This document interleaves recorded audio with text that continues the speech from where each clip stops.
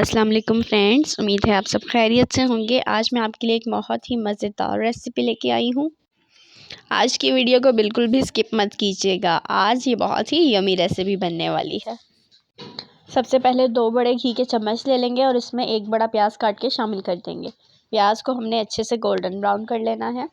जब तक हमारे प्याज ब्राउन हो रहे हैं हम तमाम मसाले निकाल लेते हैं।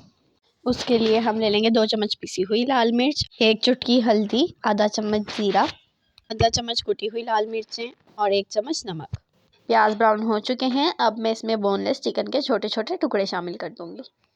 चिकन को अच्छे से फ्राई कर लें। अब इसमें 1 बड़ा टुकड़ा लहसुन अदरक के पेस्ट का शामिल कर देंगे और 1-2 बड़ी मिर्चें काट के शामिल कर देंगे। अब इसको 3 से 4 मिनट के लिए ऐसे ही हल्की आंच पे कुक करेंगे। अब इसमें 1 बड़ा टमाटर काट के शामिल कर दें। 2 मिनट के लिए इसको ऐसे ही पकाएं। उसके बाद जो हमने मसाले अलहदा कर लिए थे वो इसमें शामिल कर देंगे और मसाले को अच्छे से भून लेंगे। जब मसाला अच्छे से भून जाएगा हम इसमें सब्जियां शामिल कर देंगे। इसमें डालने के लिए मैंने आलू, मटर, गाजर और बंद गोभी ले लिया। ये ऑप्शनल है, आप अपनी मर्जी की कोई भी सब्जियां इसमें शामिल कर सकती हैं। सब्जियों को मसाले के साथ अच्छे से मिक्स कर लें। अब इसको कुछ देर के लिए ऐसे ही हल्की आंच पे पकाएंगे।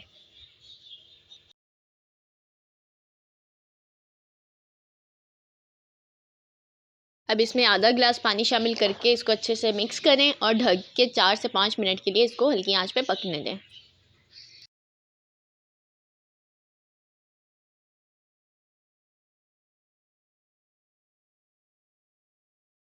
ये देखें 4 से 5 मिनट पकने के बाद आलू मटर भी अच्छे से गल चुके हैं। अब हम इसमें पानी शामिल कर देंगे चावलों के हिसाब से।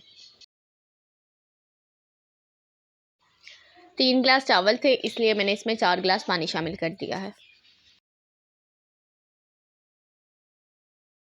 अब बिल्कुल तेज़ आंच कर देंगे। जैसे ही पानी उबलने लगेगा हम इसमें चावल शामिल कर देंगे। चावलों में बिल्कुल भी ज़्यादा चमचा नहीं चलाना ताकि चावल टूट ना जाएं और एकदम खिले खिले लंबे चावल बने।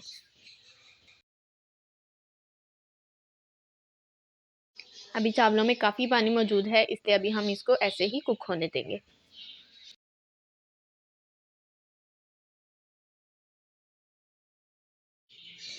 ये देखें चावलों में अब पानी बिल्कुल कम हो चुका है। 1 कन्नी रह गई है चावलों की, तो अब हम इसको गीला रुमाल करके दम लगा देंगे। दम लगाते हुए मैंने इसमें ज़र्दा रंग शामिल कर लिया था, इससे इसका कलर बहुत ही खूबसूरत आएगा। 10 मिनट के दम के बाद हमारे मज़ेदार से चावल एकदम बन के तैयार हो चुके हैं।